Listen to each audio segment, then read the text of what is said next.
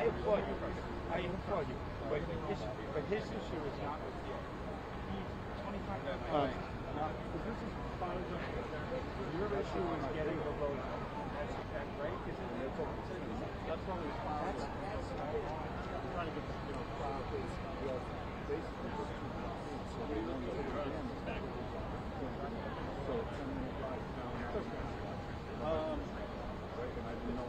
We'll make them. I'll put the crowd on this.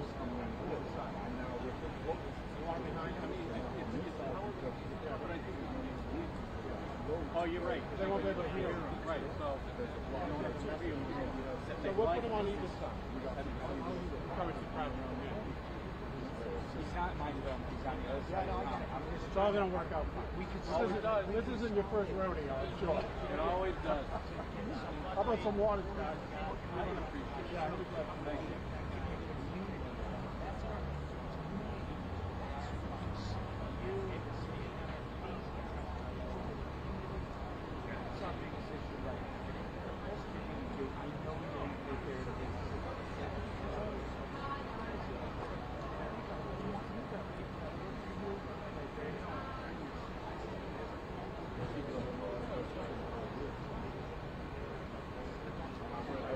Something that I already know.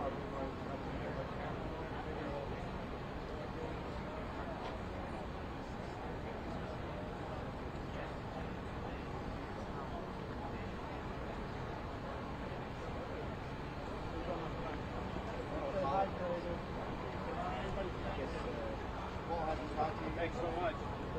Wait, did they get me out of my shit?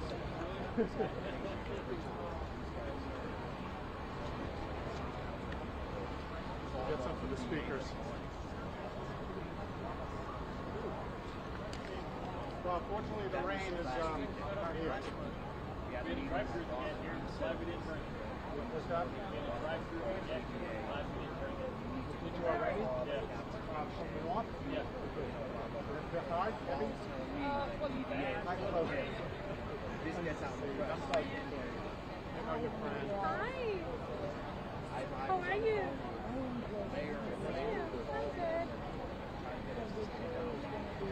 Should we take your bird? Just while we have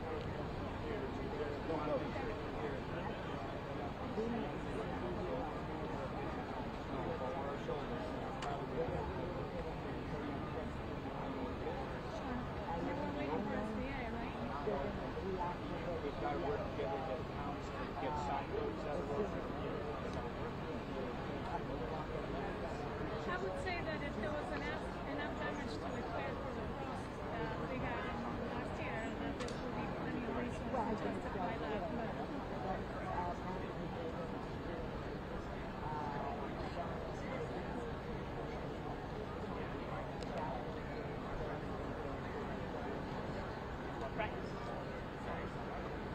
Which I don't know.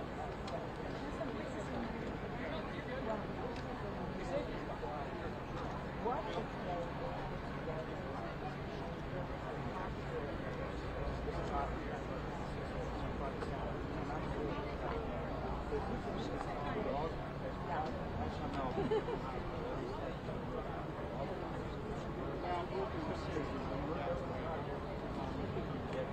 Yeah, the further you can take it out, the better.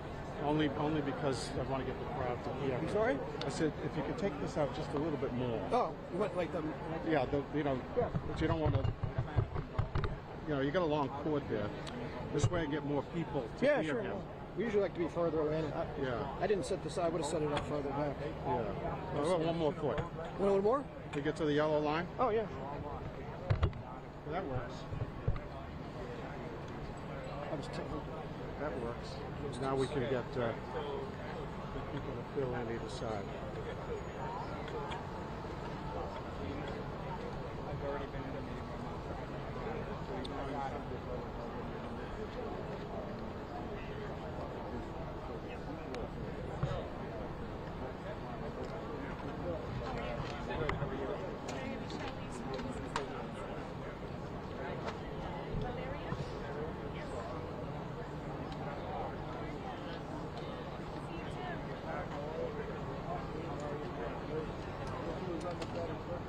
That is what it is. Come together.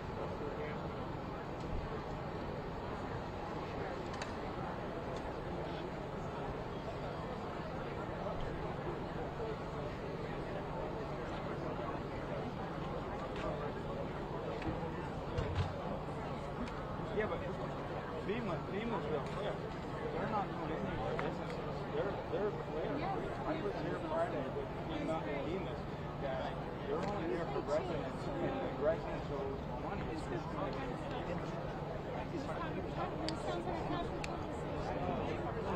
That is not what I heard. What he was told, what he told everybody in that meeting. Your money is set aside for structural damage. Homeowners. That's your business. I can see walls are.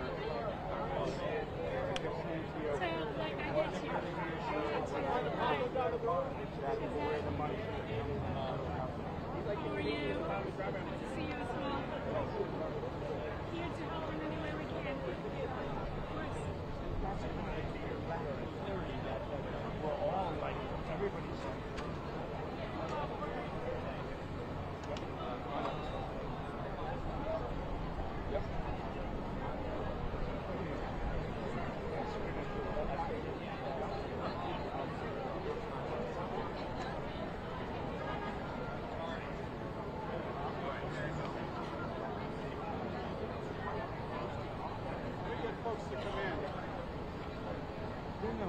Folks, why don't we gather around either side? Gather around here. They're going to be speaking from here. I mean, capture them. From here. No PA. Come on forward, folks. All right. No. Maybe you just want to say hello. Maybe after you stop with the music. Oh, okay. Come over this. We came down together. No, I have nothing to say. No, you're right. Okay, I think we're ready to go.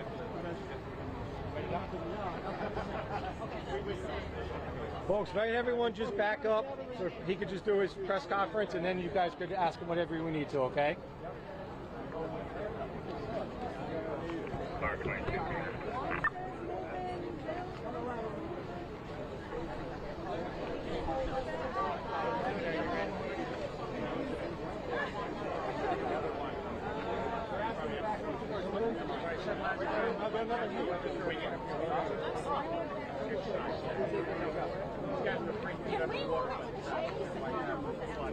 Where's Bill? Can we get in the shade? It's just way too hot out here. Okay, good. Where's Julie? Julie. Yep, can we get in the shade? I think they're going to tell you you're backlit in the shade is what they're going to tell you. If we move them back a little bit farther in the shade, is that going to be a problem for them to be backlit, or keep them here? So I think the issue is that they've set up a shot and you're back there. We'll stay in the shade until it's our turn to talk. Let's go. Let's start. If you're 10, 12, 7, this is incentive for people to keep it green. Yes. I got a copy. Hi, I'm Melissa Allen with Allen's Racist. Right?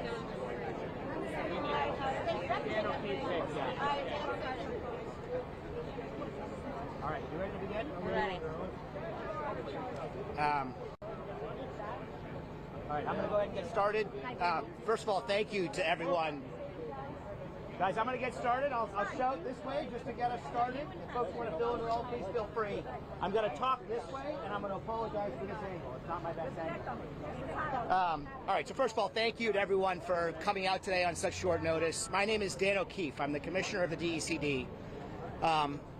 And I just want to kind of first give a bit of a personal story. I, believe it or not, have a personal experience with a flash flood. 25 years ago, and I had to look it up almost to the day, I found myself in the middle of a flash flood. And it was a day in which 21 people died, mostly young teenagers. And I learned that day just how quickly, the very definition of the term flash, that a situation can turn from the appearance of relative safety to extreme tragedy. Tragic loss of property, and in this case, tragic loss of life.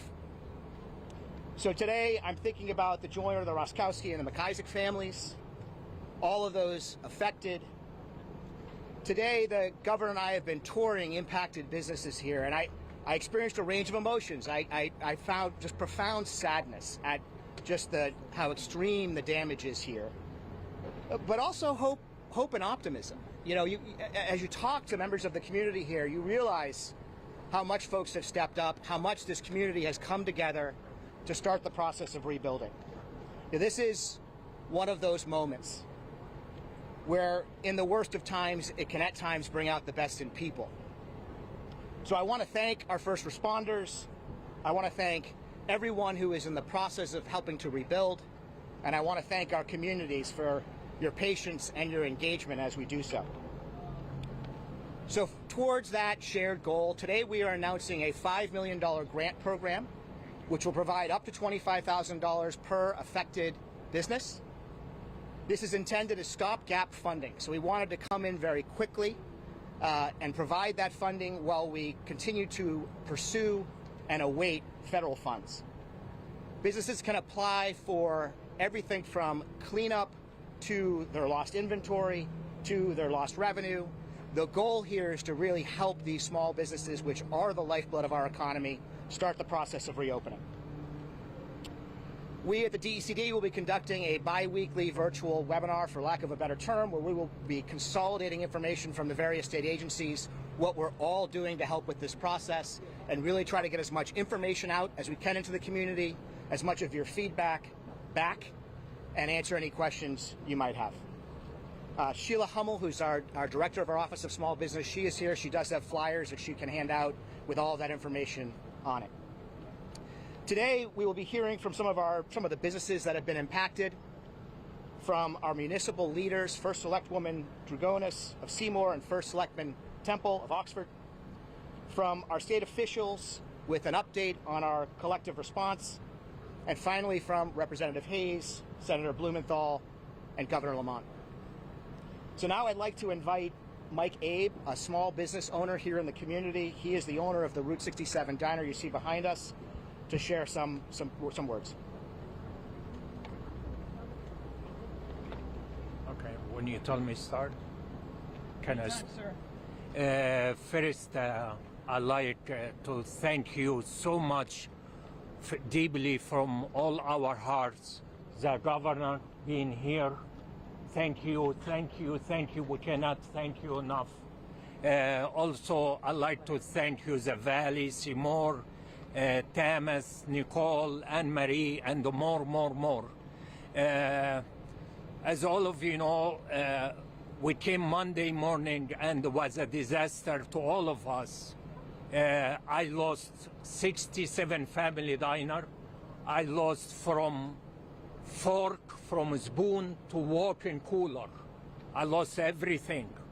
And we appreciate that the governor here. And on behalf of all, I'm asking, please, to help us as soon as possible, even with the state, FEMA, or even loans. We need to come back. We need to open. 67 Family Diner is the mother of Seymour. Everybody knows 67 Family Diner. And we need to come back stronger and better. And I will do, me and my family, my wife Linda, will do the best as we can. But we still need a little help. So please, Governor, we ask you to do your best as soon as possible to get this plaza running as soon as possible. Thank you all. Thank you for being here. I do appreciate every one of you. Thank you so much. Sir, can you spell us your name, please? My name is Mike, and the last name Abe, A-B-E. Thank you. And thank you to the community.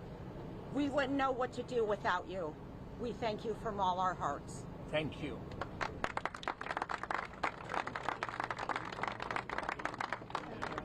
Thank you so much. We'll next be hearing from Christopher Hayden, the co-owner with his wife Robin of the Country Card Corner Hallmark.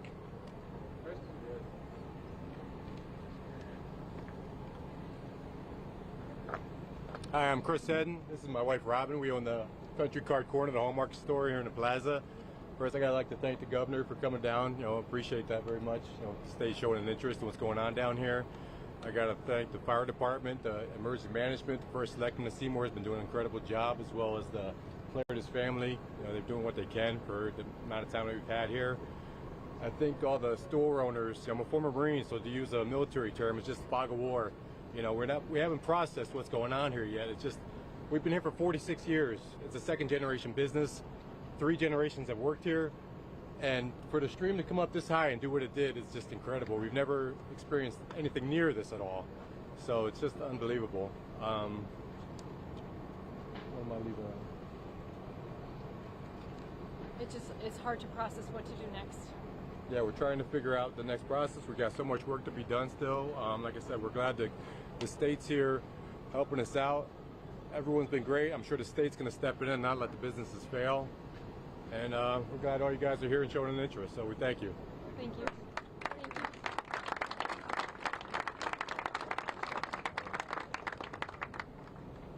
Next, we'll be hearing from David Wrights, co-owner of the Tide Cleaners in Oxford.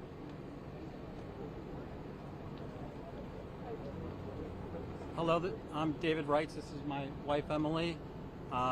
Thank you for being here. Thank the governor for being here. The Commissioner of Economic Development. We've had great support from the Chamber of Commerce, and our story is we've been investing in New Haven County. We have 4 locations of cleaners, and one was in Oxford. Sunday afternoon, a river came through the building, and we lost everything. It was up about 3 feet.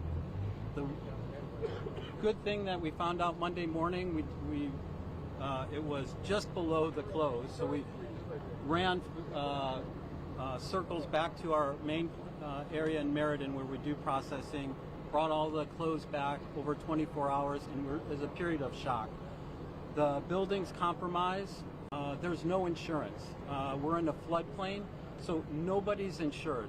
Small businesses, we lost about $100,000 if you look at all the investment we did in the building, the equipment, is a total 100% loss. But there's something I want to share is that I learned something in this moment is to ask for help. So we're a small franchise business, local owners, but Procter & Gamble, Tide, we went to them and I asked them for help with their Loads of Hope program, which is a program that they started during Hurricane Katrina. And anybody affected in the community, Oxford, Seymour, can bring laundry, bag of laundry, and we will clean it for free, supported from Procter & Gamble. And the other help we needed was a place to do business. We have a big yellow unsafe sign. We can't go into the building. So Corey Walk, I want to thank them too. I met Patrick Haynes during an event on last Thursday, and he said anything we could do, we'd like to help you out. So Friday morning I made a call, and I would say even faster than P&G. It was within 5 seconds. They said you can have a space to run the Hopes of program out of Corey Walk, so we have a place to operate, and that kind of sharing is how the business community is coming together. And then what I would, this program, this grant program, super happy to be offered that. And the needs now we need is 67 to be open. It is the lifeblood of the small business community, and it's closed right now. So that would be, for that to be open would help all the businesses. So thank you so much.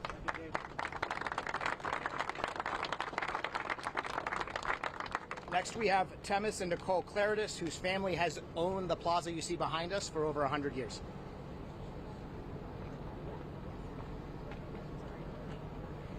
Thank you all, and I want to thank the governor for his interest and acting swiftly, because that's what the issue really is here. We've seen the devastation. We know that there are SBA loans out there. We know that there will be FEMA hopefully coming, but there's nothing happening now. And these businesses, you heard them, these are all family businesses. They put everything they make into making the business better, and they have nothing left. And we, as you know, our grandfathers started this, and our father and our uncles built it, and we are a family business, but they are our family. And we have done everything and will continue to do everything we can to help them build back better and stronger, but we need help, and we need it yesterday. You know, as somebody who was in politics, I understand how difficult these things are, but I also understand this is a 1 in 1,000 year storm, and nobody was expected, and you couldn't prepare for it. So it's not as if that these people didn't prepare properly. And we want to say thank you to the community. We always say we're a small community, but we're mighty. We had people from all over the state come and help our business owners to remove product from their store. We had hundreds of people come and donate. We had local businesses, restaurants from out of town that came and dropped off food for us. Our emergency management, our police chief, but everybody down the chain. It's not just the people that run, it's all the support staff. Our first select woman was on the phone, on emails, talking to people, and made sure that everybody got the information that they needed out there, whether it was on social media, via text, or calling people every second of every day. And that's what's going to bring us back stronger than ever. And thank you, everybody. Thank the community. Thank you to everybody for doing this, because we know we can't do this unless we do it together, and we can't wait for FEMA money, and we can't wait for loans to come in. We have to have it now. Thank you. Thank you.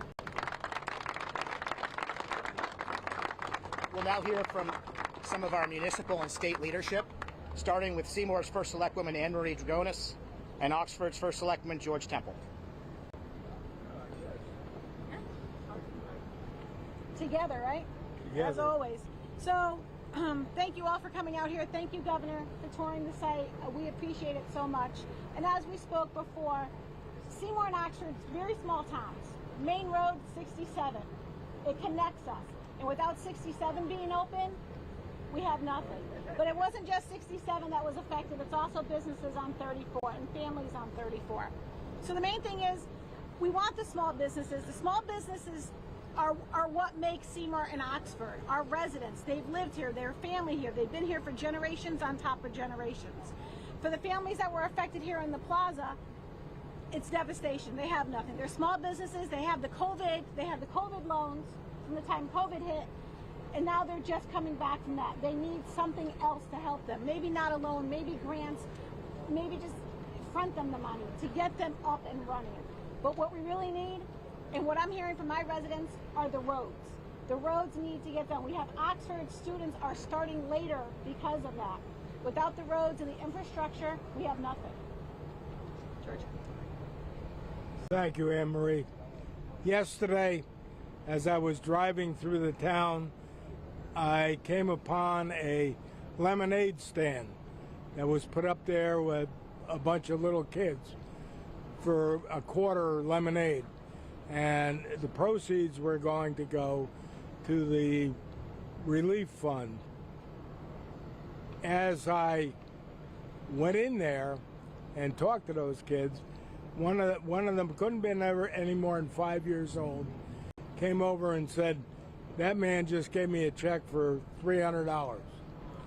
And that's a pretty good profit for a lemonade stand. This is a crazy time of the year. As we all know, there's the federal elections and the state elections in Oxford and in Seymour, who the two towns have always been very, very close together. I could tell you there is no such thing. There are only citizens who want to help neighbors, and that's all I've seen. And I'm very proud of them. I really appreciate you, Governor. The state has been extremely supportive. I thank Commissioner Boughton for going with me today, helping us with a little financial advice. And I think they're doing a bang-up job, and you can see already we're gaining a momentum in Oxford to get it fixed. And I would like to, one thing, point out that we had a donation today from Thomaston.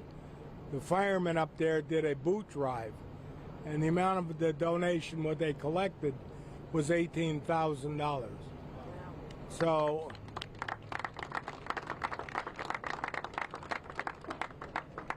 and we had $10,000 from the from St. Michael's Church. That's my church. I should know that. And we have a $100,000 pledged by the Cornerstone Church of God for relief efforts for flood victims. So thank you all for coming. Thank you, Tom Haynes, for volunteering to give us some fill. That's hard to find now, and we really need it. But one more thing. We just want to say thank you to our emergency responders and the community. Without the help from the community and our emergency responders, we don't know what we would do without you all. That's that. I'll echo that. Thank you. Thank you so much. Next, we'll be hearing from Bill Turner, our state's emergency management director, and my fellow commissioners, Ucalito and Dykes, with an update on the state's efforts. I think they're all coming up together. Well, good afternoon, everyone. My name is Katie Dykes, and I'm the commissioner at the Connecticut Department of Energy and Environmental Protection. Just want to provide a few updates on some of the response efforts that DEEP has been involved in since this incident last week.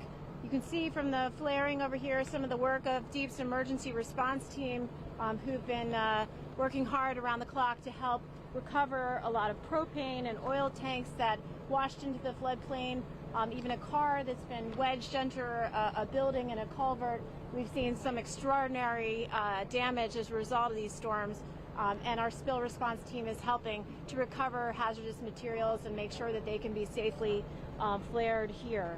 We have also been, in addition to that, doing all of the dam inspections. We were monitoring the status of dams around this area, and the good news is that all of the dams that we were watching, they held, and so we were, and now we're confident that there's no major maintenance that's required as a result of this storm. So that just speaks to the importance of our dam safety protocols and the continuing investment and maintenance of these dams. You know that last Sunday our emergency response teams and our Parks Division and Con Police provided for the safe evacuation of 46 campers and staff who were at the Kettletown State Park campground. I just came from the state park to survey some of the progress on restoring some of the bridge access. We had a bridge that was washed out there, and so we're working. I really appreciate the close partnership with the Department of Transportation. We're working hard to allow for temporary access through bridge replacement for some of the nearby residents on Georges Hill Road that have been affected by the loss of that infrastructure. Of course, we know that, this is a 1,000-year event, but it's part of an unfortunate trend of accelerating climate impacts. According to the Northeast Regional Climate Center, the Northeast has seen a roughly 60% increase in the number of days with extreme precipitation. And that means that these types of events and risks are becoming more challenging to manage. So DEEP has provided, with the support of the governor and the legislature, we have the Deep Climate Resilience Fund, where we provided planning grants for municipalities. We're going to be opening up in September to provide for matching funds for municipalities that want to pursue federal FEMA infrastructure funding. But I'm also proud to announce today that we are going to be making available on-call resilience contractor services to the municipalities and communities affected here, because there are major infrastructure decisions and projects that are going to be undertaken as this community is building back, and we want to make sure that our community leaders have the resources that they need immediately to be able to get advice on how to redesign that culvert, maybe to be a little bit bigger for the next storm event that may be impacting communities. So we're going to, communities won't have to do a contract on their own. They can work off of DEEP's contracts that we have with contractors already to make this as easy as possible. And we'll be using our climate resilience bond funds to help support that program. So we're reaching out to the COG and to the municipalities about those services. We know what that means, not just for protecting communities, but also as we think about impacted businesses that are considering what their insurance premiums are going to be going forward. We're hopeful that some of these infrastructure investments that are more future-proofed will help make some of those insurance costs more affordable for businesses and for residents going forward.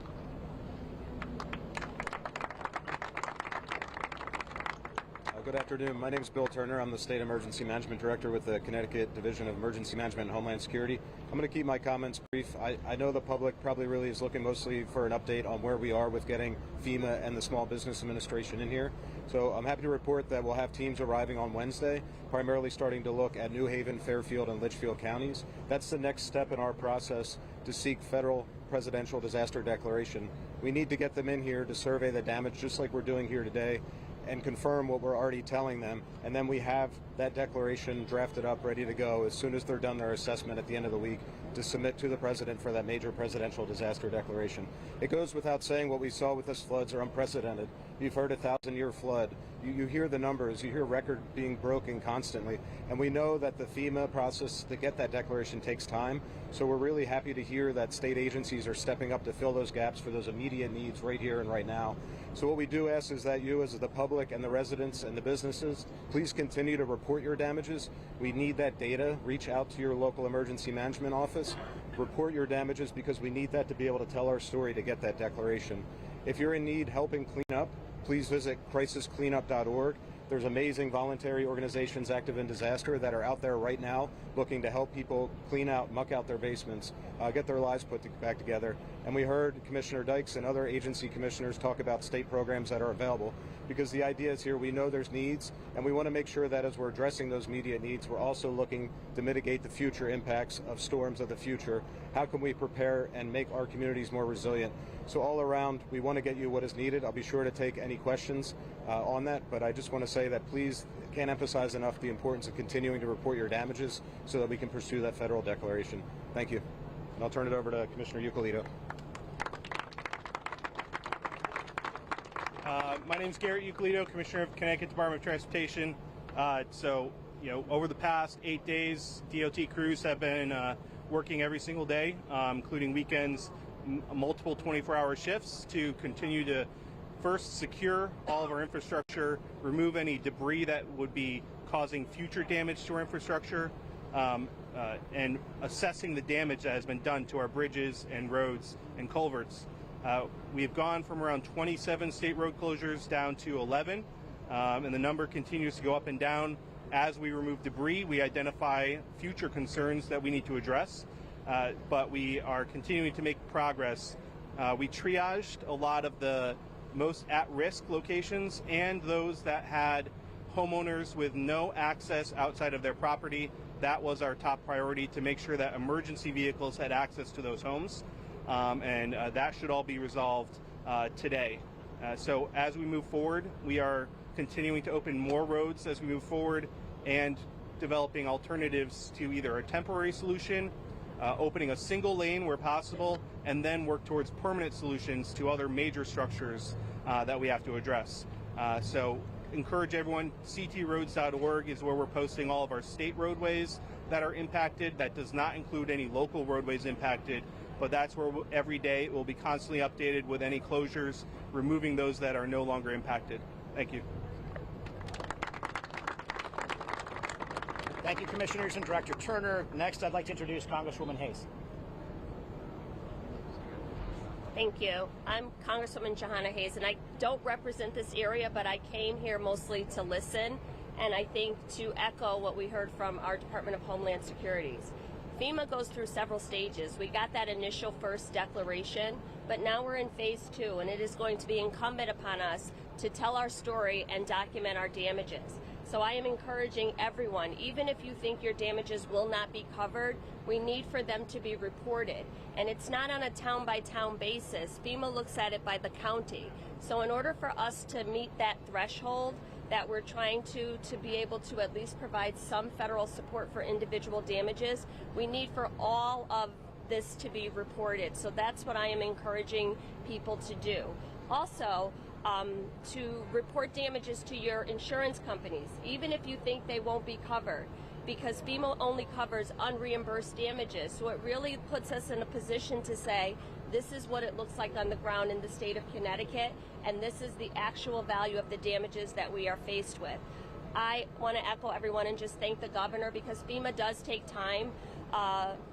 President Biden signed that initial disaster declaration in less than 24 hours, which is remarkable. But now there's a waiting period to collect the data. So for Governor Lamont to step in and provide immediate relief to people on the ground is how we get through disasters like this. It's the whole community coming together with federal, state, and local support coming together, but also, as the commissioner said, preparing ahead. Infrastructure funds to make sure our roads and bridges are up to in the best shape that they can be. Climate mitigation and resilience to make sure that we know how to divert water and deal with situations even when they happen. So again, just thank you, and I encourage everyone, please document your damages and report them, even if you think that they won't be covered or that you can handle the damages yourself. The exercise of you documenting it may help your neighbor who can't handle their damages on their own. Thank you. Thank you so much, Congresswoman. Senator Blumenthal. We're here because we want more than words. We want action. And I know that everybody here is hungry for action, not just rhetoric and speech making. I want to offer my thanks to the governor and his team, to local officials of Oxford, Southbury, Seymour, Danbury, all across this area, which has been so hard struck. And I want to say thank you to Nicole and Themis. You've heard from them already. They have been constant in their advocacy for these small businesses. They have literally texted me every single day, sometimes twice a day, not for themselves, but for the business owners who are literally going through such heartbreak and suffering. And to the emergency responders, you know, I just came from Southbury, spent a part of the day in Southbury going around there, to hear the stories of how police and fire and emergency responders literally took people out of the torrent of rushing water, endangering them perhaps with fatal injury, putting their own lives at risk. There are countless stories of heroism still to be told in the wake of this flooding. And for anybody who's out there wondering why we're here, you know, this flood was of biblical magnitude. Literally, the amount of water that fell on Southbury alone was the volume of Lake Zor. Think of it for a moment. In that 6 hours, the amount of water falling on just one town, Southbury, was the volume of Lake Zor. That's what the First Selectman Manville of Southbury told me just an hour or so ago. So there is a lot of work to be done on the roads, on bridges, on culverts, on dams, on small businesses and homes. And here's where we are. The emergency declaration will cover some of the repairs. But we need to think longer term and bigger about a major disaster declaration, which will depend on that documentation that people are doing right now. But simply repairing and replacing what was there before ain't going to cut it. Back to normal is not enough. We know that the 1,000-year floods are coming every 5 years or 10 years. Building back to normal is not enough. We need to build back better with the resilience that's required to contain the little river when it becomes big and it does huge damage. And that's why we have the Jobs Infrastructure Act with tens of billions of dollars. We're not going to be limited to FEMA or its resources. We're not going to be limited to the money that's for repair and replacement and recovery. We need money to go into investment in resilience from those tens of billions of dollars that have been appropriated, invested through the Bipartisan Infrastructure Act. That's what the money is there to do. Exactly the kind of bulwarks and abatement and prevention of this kind of disaster. The fact that it was caused by flooding should be of no consequence. We should fight for that money, and I guarantee you we will. I pledge that our delegation will be united in getting our fair share of those billions of dollars under the leadership of the governor. We've already gotten a lot to rebuild roads and bridges. We're going to do it here in Oxford, in Southbury, Seymour, Newtown, Middlebury, all the towns most deeply affected.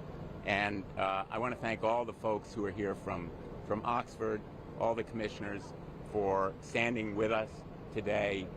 This town has come together in just an inspiring way. The sense of community has been incomparable, as you would think in towns like Oxford and the others, and I thank them for their example of citizenship. Thank you. Thank you, Senator. So we at the DECD spent the last week on the ground in these communities, meeting with small business owners, really getting a sense for scope and what the need was. And then I brought the idea to the governor. And the governor asked me some very direct questions, as is appropriate, and he said to me, how fast can we get it done? That conversation was on Friday. So I want to thank the governor for your decisive leadership and ask you to come up and say a few words. Yeah, Dan, we wanted to get this done fast because it's incredible how fast this tragedy happened. You know, we get a little warning on National Weather Service, watch out, there may be some heavy rains, and all of a sudden you're standing in your store, you're under a foot and a half of water, and National Weather Service gives you an alert, watch out, there could be some flooding. And it's just shocking, the stories you hear from the small businesses as you walk here. Hallmark greeting cards. I love these guys. They got a 2% discount on Mother's Day cards. Borrow that money so they get Mother's Day card earlier. There are no Mother's Day cards. There are no Christmas cards. Totally wiped out. Right here, Mike, over here at the Family Diner. You know, been here since 2014. This is a family place. It says where customers become family. If you see the store in there, see the sign in there. And you see an enormous hole in the wall. You said, what happened there? That's where the water rushing by took up a table, took out the wall. Same thing happened down at the nail spot. Same thing happened at Woodland Wines, where the water was right up to the roof, right up to the bottom of the roof there. And this all happened in an hour and a half, as sudden as that can be. And I'm usually, you know, a bit of a skinflint is my reputation, but sometimes you see the scope of the tragedy, know it's really important for all of us to step up and do the right thing and err on the side of generosity. And that's what we're trying to do. We're trying to move really quickly. You know, we were here 1 week ago, you know, with George, and here we are in 2 days. We got FEMA coming. We got Small Business Administration coming. Bill, we better make sure the small business goes to each and every one of these places. They see the scope of what we need to get our folks back on their feet. We're going to have to be very prepared to detailed exact level of, you know, what the work is necessary to get our repairs done. You know, what Katie mentioned is, look, We're going to see where your culverts are. We're going to see where the worst of the flooding was. And make sure that what does it take to repair it the way it was, and more importantly, how we can repair it in a way that prevents some of this from happening later. I don't know how you prevent some of this stuff, though. You see that little river before it became the raging river? It's 30 feet down. There's riprap everywhere. You thought this was something we were prepared for. That river rose 30 feet, then it rose another 10 feet right here. So what we try and do, we can help at the local level as best we can. We get amazing support from our federal delegation, Dick and Johanna and the team. But as they said, it takes a little while, and we don't have a little while. So one of the things Dan and I want to do is immediately, right now, at least get you that grant up to $25,000, help you get things cleaned up. You've got hundreds of volunteers doing what they can. They've been shoveling mud in front of Woodland Wine and Spirits, help you get a little more, help you rebuild some of that inventory, as that'll help you get back on your feet, what we got to do. Garrett is working his heart out to do everything we can on the state roads. We'll be working with the municipalities, see how we can perhaps provide some low-cost financing so your town roads can get going, so you don't have to take a long end run in order to get your kids back to school. I think sometimes you have to come to visit and see and look with your own eyes to see the scope of the tragedy that's afflicted this town and Oxford and Seymour and others in the neighborhood. And sadly, it is happening more frequently. We're going to do everything we can to respond immediately right now and make sure the next tragedy is a little less and we can respond better than we have in the past. Hey, thank God for each and every one of you, and I love the spirit in this town. I love everybody rolling up their sleeves. Everybody I meet over there is a volunteer doing what they can to help out a friend. I hope you do the same.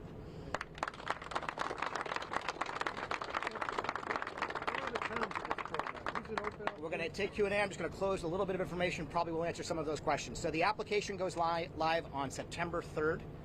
The goal is to start getting that money out into the community on a rolling basis 1 week from application date. So we're going to work really hard to move quickly here. There's an email address, which is unfortunately horribly long, but it's decdctrecovery@ct.gov, where you can submit questions, you can submit feedback. The application again? It's decdctrecovery@ct.gov. I'm gonna do it one more time. decdctrecovery@ct.gov. And so there's flyers available if folks want them. But it is important for us to hear back from the community. Your feedback is welcome. Our goal here is to move quickly, but then also learn facts on the ground and continue to evolve as necessary. With that, we can open it up for Q&A. What are the limits? What are the requirements? Is it open to any business? What's a small business? Small business is defined as fewer than 100 employees. The program is capped at $5 million in aggregate, and grants of up to $25K. If you do the simple math, assuming everyone avails themselves of the full $25K, that's 200 businesses. And then in terms of what the capital is available for, it's available for certainly cleanup, it's available for lost inventory, it's available for lost revenue. The real goal here is to partner with our small businesses to get them open again. Can I ask George and Anne Marie a question, please? The first selectman of Southbury just estimated his local damage at $100 million. Are you anywhere close to that kind of estimating? I could speak for us. We're still in the process of trying to come up with that figure. I have a teams of 5 engineers, civil engineers, to measure our damages. But ours is probably well in excess of 50 million, probably in excess of 100 million. But once again, I'm not an expert. Seymour is around that area. We're still waiting for more information to be coming in. Our emergency management director, Chris Edwards, who's also our chief fire chief, is also working on those numbers, but we are in that area. Thank you. You're welcome. Other questions? Governor, you got any other ideas for money for people's 200 businesses could go very quickly?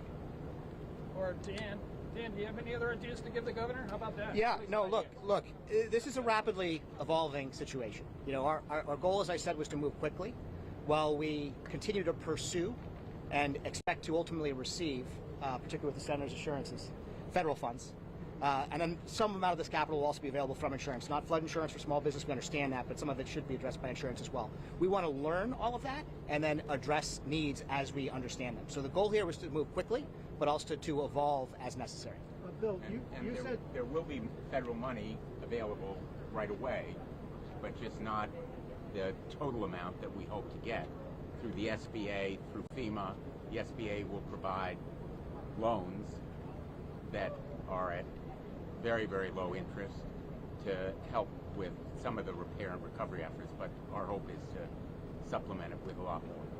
Bill, you said teams from FEMA and SBA would be here this week and complete their inspections by the end of the week. Did I hear you correctly? Yep, so we'll have 3 teams from FEMA and the Small Business Administration starting on Wednesday. They'll be focusing on Litchfield, New Haven, and Fairfield counties, and they'll be completed their assessments. They'll primarily focus in on the major damage and the destroyed damage. There are thresholds that have to be met with individual assistance. This is specific to individuals and businesses. We're going to look at public infrastructure a little bit down the road. That'll come next. But for this assessment, they really just need to get out there and see how bad it was, which won't be hard for us to show them, and then make the determination if we've met their criteria. Now, is there a 30-day, maybe I read this wrong, is there a 30-day calendar ticking after the declaration of the emergency declaration was to file for a major disaster declaration, or is it just however long it takes, it takes? We have 30 days to make that request to the president for the presidential major disaster declaration, but we're not going to wait 30 days. We're pushing. We've had the support of our state and federal delegations. As soon as this happened, they were calling us, what do we need to do to support you? We saw the very expedient turnaround of the emergency declaration with their support, and as soon as we're ready to go and we get these teams in here at the end of this week, we're going to push send on that button to submit the request to help our individuals and businesses. So it's possible an application for a major declaration will come at the end of the week? It is possible, or very early next week, yes. Yep. Thank you. Is there any estimate on what percentage of all this might be covered by insurance? No. No estimate? No. That's why I say, it's an evolving situation. We have to get an understanding of the scope of not only the need, but also the availability of sources of funds. And that just takes some time. So the goal is to over-communicate, to listen, and to give feedback as we learn more. But I don't have an estimate of that at this point, if any. Anecdotally, Chris, I've talked to a lot of homeowners and business people. Not one is covered by insurance. And the reason is that insurance wouldn't cover what was regarded as a purely hypothetical, abstract idea that the little river would turn into a raging storm. Any other questions? A question for the governor. So you pointed to the volunteer efforts here that have been aiding in the cleanup of all of these businesses. I know there are similar efforts for homeowners who have taken damage. Are there any plans to mobilize manpower from the state, either by activating the National Guard or some other means? Garrett and our transportation team has been here almost immediately helping to get roads cleared. If the mayors need additional help, say the Connecticut Guard, we'll be right there to stand with them. Awesome. So I just want to close by thanking all of you, thanking in particular Bill Purcell, who's been very helpful as a liaison with the business community. Thank you to Fran Pastore, who's here, who's partnering with us to help. There she is. You moved on me. Who's helping administer the program for us. Thank you for your continued partnership, and thank you all for your time today. Thanks so much.